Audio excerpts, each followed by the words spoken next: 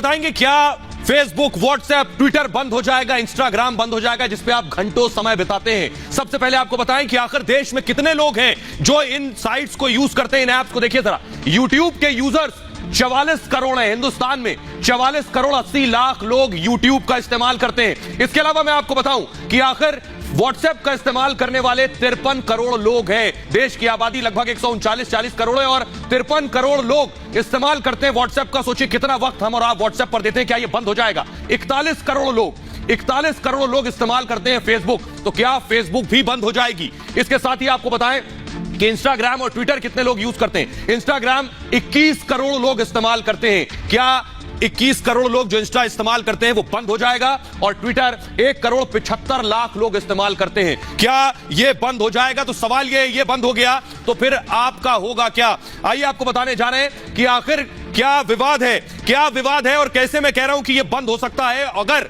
इन नियमों का पालन नहीं किया गया तो ये हालात पैदा हो सकते हैं कि व्हाट्सएप, ट्विटर और इंस्टाग्राम या फेसबुक बंद हो जाए। आपको बता रहे हैं, जरा ध्यान से सुनिए विवाद क्या है। अब जरा इस विवाद को समझ लीजिए कि आखिर ये विवाद है क्यों और क्यों ये आगे बढ़ा। दरअसल एक लंबे समय से देश में सोशल प्लेटफॉर्म को लेकर सवाल खड़े होते रहे।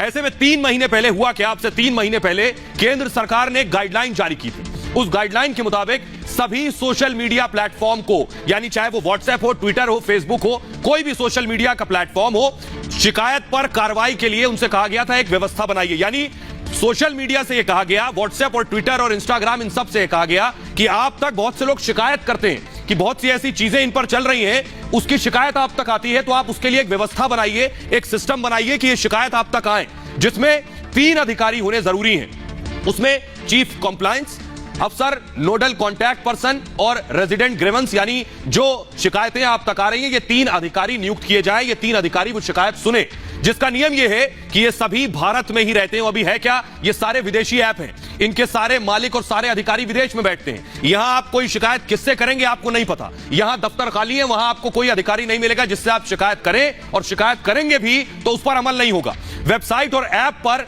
इन लोगों का कॉन्टैक्ट नंबर पब्लिश करना जरूरी है। यानी सरकार ने कहा एक सिस्टम बनाइए, 3 अधिकारी बिठाइए और इन अधिकारियों के नंबर जारी करिए जो सार्वजनिक हो। किसी को भी कोई दिक्कत हो इस ऐप से मुताल्लिक तो वो उस नंबर पर बता सके, उस कॉन्टैक्ट पर्सन तक पहुंच सके, जिससे लोग शिकायत कर सकें। और दर्ज शिकायत के बारे में 15 दिनों में अपडेट जरूरी बताना होगा। यानी आपने अगर कोई शिकायत व्हाट्सएप के किसी कंटेंट, किसी मैसेज के खिलाफ की तो व्हाट्सएप के अधिकारी को 15 दिन के अंदर जवाब देना होगा। सरकार ने कहा यह व्यवस्था बनाइए, हर शख्स कहेगा ऐसी व्यवस्था देश में होनी चाहिए। इसके साथ ही गाइडलाइन में कहा गया है कि ऐसा सिस्टम बनाया जाए जिसके जरिए रेप, बाल यौन शोषण के कंटेंट की पहचान हो सके। यानी इन पे बहुत सी ऐसी चीजें आपत्तिजनक होती हैं जिसकी पहचान नहीं हो पाती है, इसलिए रेप से जुड़ी चीजें हो, बाल यौन शोषण से जुड़ी चीजें हो, इसकी पहचान हो सके, ऐसे कंटेंट को हटाया जा सके। साथ ही इस पूरे सिस्टम पर नजर रखने के लिए स्टाफ रखा जाए। साथ ही गाइडलाइन में कहा गया है कि इन सोशल प्लेटफॉर्म को हर महीने एक रिपोर्ट पब्लिश करनी होगी, जिसमें महीने में शिकायतें कितनी आई हैं उस रिपोर्ट में यह बताना होगा,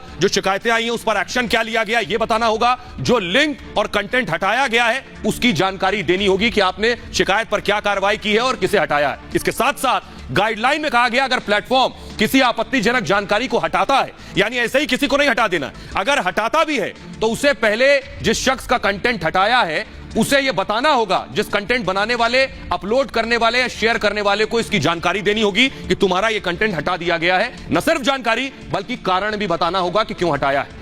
यूजर को प्लेटफॉर्म के एक्शन के खिलाफ अपील करने का मौका दिया जाए, यानी जिसका कंटेंट हटाया गया है उसे अपील करने का भी मौका मिलना चाहिए। आपको बता दें कि सरकार ने सोशल मीडिया प्लेटफॉर्म के लिए यह गाइडलाइन 25 फरवरी को जारी की थी, 3 महीने का समय दिया था। डेडलाइन कल यानी 25 मई तक थी, अब खत्म हो चुकी है, लेकिन सरकार को जवाब नहीं दिया गया अब तक। फेसबुक का कहना यह है कि सरकार से बात चल रही है, व्हाट्सएप दिल्ली हाईकोर्ट तक पहुंच गया। जी हां, व्हाट्सएप ने हाईकोर्ट का दरवाजा खटखटा दिया है। सरकार ने इस पूरे मामले में व्हाट्सएप पर नियमों का उल्लंघन का आरोप लगाया है।